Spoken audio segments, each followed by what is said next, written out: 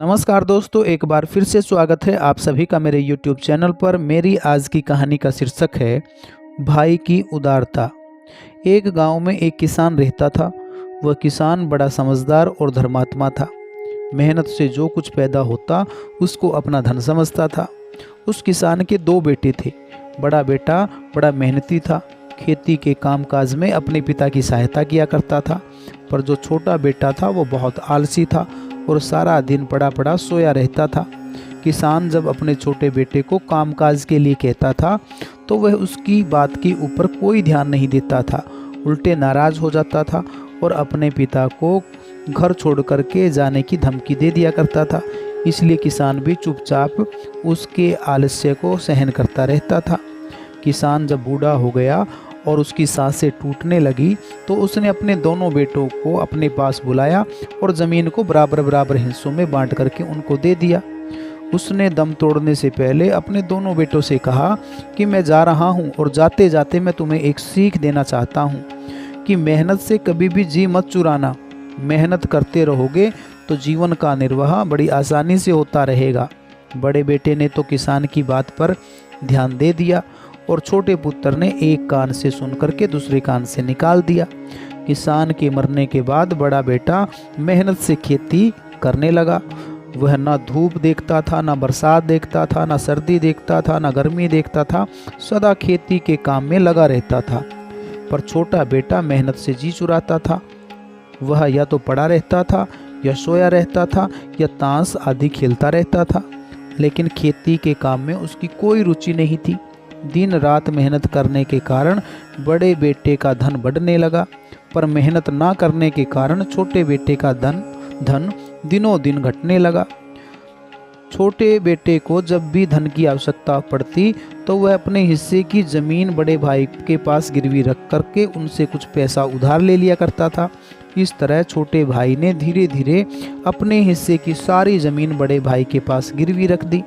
जब गिरवी रखने के लिए कुछ भी नहीं रहा तो छोटा भाई अपने बाल बच्चों को लेकर परदेश जाने लगा। बड़े भाई का हृदय प्रेम से उमड़ उठा। उसने छोटे भाई के पास जाकर के पूछा, तुम अपने बाप दादों का घर छोड़ करके कहाँ जा रहे हो?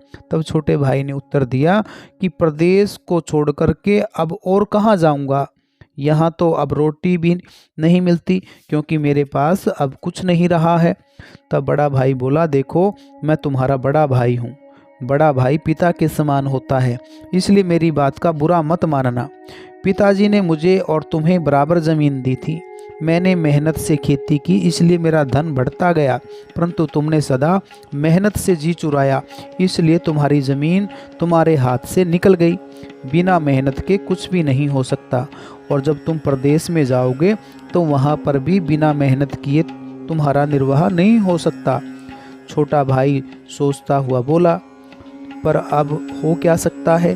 पहले पिताजी की सीख मान ली होती तो शायद ठीक रहता, लेकिन अब तो मेरे हाथ से सारी ज़मीन निकल चुकी है। अब मेहनत की सीख ग्रहण करने से क्या लाभ? बड़े भाई ने सोचते हुए कहा, ऐसा क्यों कहते हो? मैं और तुम दोनों सगे भाई हैं। दोनों ने एक माता पिता से जन्म लिया है। मेरे और तुम्हारे में कोई भी अंतर नहीं है। मेरा धन तुम्हारा ही धन है।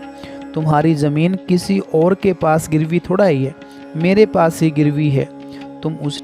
तुम उसे ले लो, मेहनत से खेती करो। भगवान की दया होगी तो फिर से तुम्हारे दिन लौट आएंगे।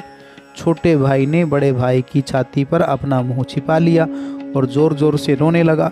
बड़े भाई ने उसे गले से लगाते हुए कहा कि दुखी मत हो मेरे भाई, मेहनत करो और बस मेहनत करो। पिताजी ने भी मरते वक्त हमें यही सीख दी थी कि अगर हम जीवन के अंदर मेहनत करेंगे तो हमारा जीवन आसान हो जाएगा, और मेहनत नहीं करेंगे तो हमें अनेक परेशानियों का सामना करना पड़ेगा। तो बड़े भाई ने छोटे भाई को मेहनत करने के लिए एक बार फिर से प्रेरणा दी।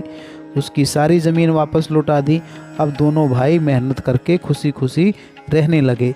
तो प्यारे बच्चों, इस कहानी से हमें सीख मिलती है कि जीवन में अगर हमने अपनी मंजिल को आसान करना है तो उसके लिए हमेशा मेहनत करनी पड़ेगी, और मेहनत और पुरुषार्थ का कोई दूसरा विकल्प नहीं होता। जिस प्रकार से किसान के दो बेटे थे, दोनों बेटों में से एक बेटा आलसी था और एक मेहनती था। मेहनती बेटा मेहनत करके जल्दी से आगे बढ़ गया, लेकिन जो आलसी था वो पीछे और पीछे जाता रहा और उसकी सारी ज़मीन बिक गई।